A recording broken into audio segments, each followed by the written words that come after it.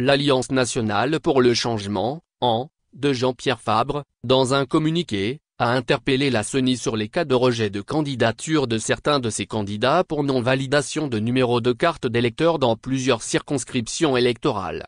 Alliance nationale pour le changement, 367, rue Coutimé, quartier Becca-Malodo, 06 BP 6123 Lomé 06, téléphone, +28 2 41 20 89 Lomé, Togo www.octogo.com, secgen@octogo.com Secrétariat général.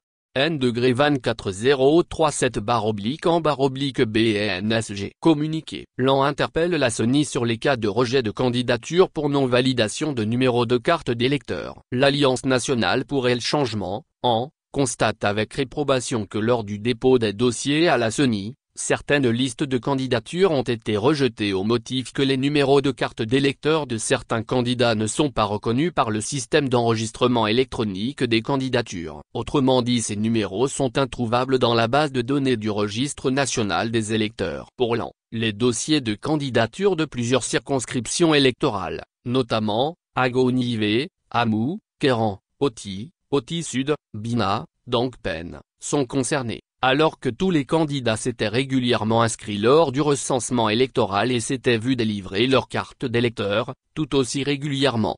Ce dysfonctionnement a contraint l'AN à réaménager ces listes en procédant au remplacement des candidats dont les numéros de carte d'électeur n'étaient pas reconnus par le système. Ce qui, naturellement, est source de contrariété et de frustration. L'AN déplore d'avoir à subir à son corps défendant les conséquences préjudiciables d'un recensement électoral délibérément bâclé par les organisateurs, abondamment décrié mais en vain par les partis politiques et les organisations de la société civile, et pourtant validé par l'Organisation internationale de la francophonie, OFF.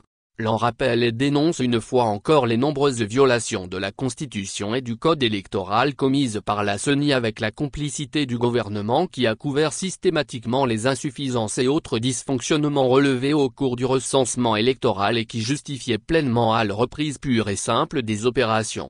Cette situation met clairement en évidence la volonté obstinée du pouvoir RPT/unir d'empêcher certains Togolais, en l'occurrence ceux de l'opposition, d'exercer leurs droits politiques, notamment à se porter candidat ou tout simplement à voter aux prochaines élections.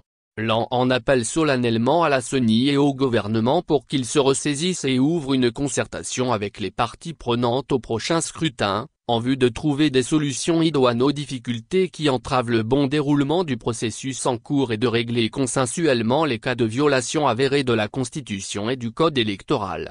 Il va de l'équité et de la transparence des prochaines élections législatives et régionales dans notre pays le Togo.